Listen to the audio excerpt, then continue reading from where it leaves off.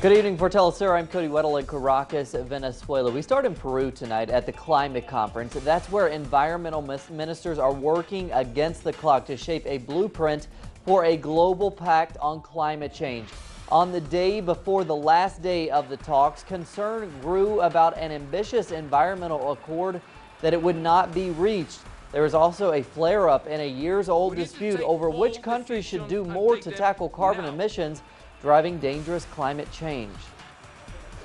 Less rich countries can provide finance and capacity building support to developing countries who are willing to do more now and before 2020. We have a toothless tiger in our hands. And as the talks come to an unsatisfying end, we turn to Rael Mora in Lima for the latest on the people's protests and the lack of consensus at the conference. After a massive march and over 100 meetings, Thursday was the culmination of the People's Summit. They had a closing ceremony in the late afternoon, but earlier they were finalizing a document with the resolutions. It is a document with the demands for all governments, so that there are binding commitments and so they are responsible with nature. We are against false solutions and we are in favor of an economy that is not the free market one. In essence, the document points out that the root cause of the problem is the current economic system and calls for deep systemic changes. A delegation of representatives of the People's Summit, led by Antolin Huáscar, was sent to the COP20 to officially hand over the document. They have handed over this declaration, called the People's Summit Confronting Climate Change, that I received as the president of the COP. I told Mr. Huáscar that we recognize the importance of listening to all voices. The delegation and the document were received, but throughout the COP20 there were no signs of a significant number of authorities considering limiting the advances of free market capitalism. Any agreement in preparation for the next COP will only include reforms to the system to attempt to prevent future natural disasters.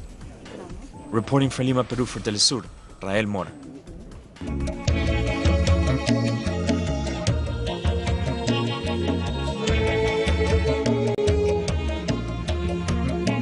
In Mexico, hundreds took to the streets in the town of Tecoanapa in the southwestern state of Guerrero. They demand justice over the apparent massacre of 43 students. The march was held in the hometown of one of the victims, Alexander Mora, whose remains were identified over the weekend. His family hopes his death leads to justice for the other missing students. I now accept he's dead, but still won't stay like this. We have to continue fighting until there's justice on behalf of the government in terms of his death. Staying in Mexico, millions of pilgrims each year flock to the Basilica Catholic Church, where they pay homage and devotion to the Virgin of Guadalupe, a religious symbol that also represents a symbol of Mexican identity. Here's Clayton Kahn. They come in droves from far and wide, by caravan, bus, car, walking, and even on their knees. Every 12th of December, they come to express devotion to the Virgin of Guadalupe. It is a beautiful day because we come with our faith. Above all, it is our faith that moves us. For many, the Virgin is their protector, who heeds to their calls of need, producing what they say are miracles. Yet beyond that, she is a populist symbol that helps to provoke a sense of community and solidarity among the pilgrims. We share food, or what one has, their water, their food. I would say this coming together is very big, where one can see the faith. Over a 2-day period, millions line up to see the image of the Virgin in the Basilica, requesting miracles. Many this year call for an end to the widespread violence and insecurity that continues in Mexico. Right now, the case that has the most attention is of the 43 disappeared students, but that is not the only case of injustice in this country. So I believe many of us come with hope that all of this can be resolved. The image of the Virgin of Guadalupe has become as an iconic symbol of Mexico as its own flag, and some would argue even more so. For many of the estimated 7 million pilgrims that are due to pass through these gates, the Virgin of Guadalupe represents more than just faith. She also represents their cultural roots and identity. Clayton Kahn, Telesur, Mexico City. And thanks to Clayton. In world news tonight, the conflict in Ukraine does not appear to be going away. Ukraine says it will conscript 40,000 soldiers in 2015 It will also double its military budget amid the ongoing conflict against pro-Russian separatists in its eastern provinces. More than 4,000 people have been killed and almost 1 million displaced in the 8th-month conflict. The separatist ammunition always runs out, so they bring more. And the question is, who needs this more, us or them? We must stand until the end. In Australia, it has been announced that the nation will hold a referendum to recognize the indigenous population in the Constitution.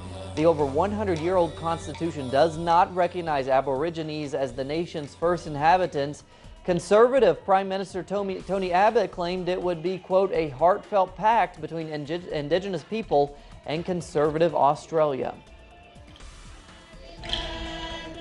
New cases of Ebola are still appearing every day in Sierra Leone, but Cuban medical teams are confident that they can continue to corner the epidemic. Additionally, patients are arriving at treatment centers and are succeeding in reducing the Ebola death rate. Here's Oscar Apelde. The Ebola Center of Maforki in Port Loko opened 5 weeks ago. They have admitted more than 300 Ebola patients so far, with very good results. We've discharged 53 survivors, patients that were positive, we've treated and discharged. So we are doing well, and our success for positive cases is about 60%. In the hospital, the Cuban Medical Brigade works together with the Sierra Leonese. It's a beautiful practice, very interesting, because the experts, the medical professionals of the US, Sierra Leone and Cuba work together in this place for this mission that we can say portrays today's humanity.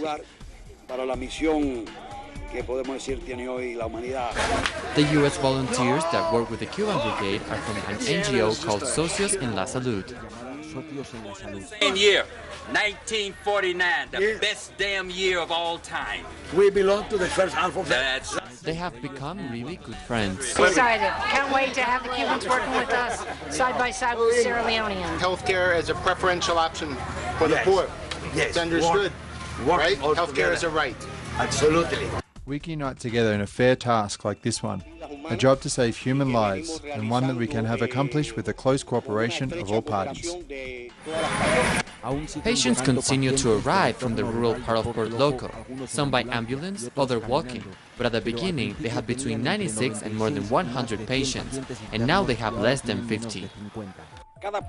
Each patient that is discharged from this hospital places a ribbon on this tree. They call it the Tree of Life. Life and health as a right. From Port Loko, Oscar Apelde for Telesur.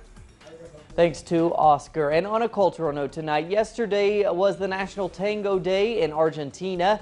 It was, of course, celebrated with dancing as well as live music, poetry, and exhibitions. Here's Leopoldetti Caduti from Buenos Aires. December 11 is National Tango Day in Argentina. It's National Tango Day, precisely because one of the things that is being celebrated is the birth of Carlos Gardel on December 11th, 1890.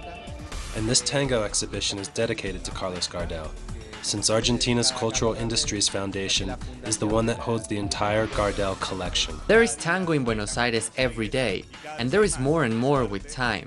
And this year, for a whole week, the best dancers, greatest musicians and singers, and most important masters of tango gathered together and closed the event at the Palais de Glass Theater, just like in the 1920s when people used to dance the tango. Throughout the whole week, carried out by the Ministry of Culture, Buenos Aires will host a variety of tango events, open for all and free of charge. I am very happy that it is open for the public, that it's for the people, that it's accessible, that it's in a place where many people can come along after work, just like myself. So let's enjoy the show, the milonga, the orchestra, and the entire program. Live music, dance classes and exhibitions are being held all week long in Buenos Aires, the city that lives and breathes the tango like none other. From Buenos Aires, Lionel Paulete Goduti, Telesur. Thanks to Leo. Good way to end this week. We have plenty more on those stories and others at our website, telesurtv.net/English. For Telesur English, I'm Cody Weddle. Have a great weekend.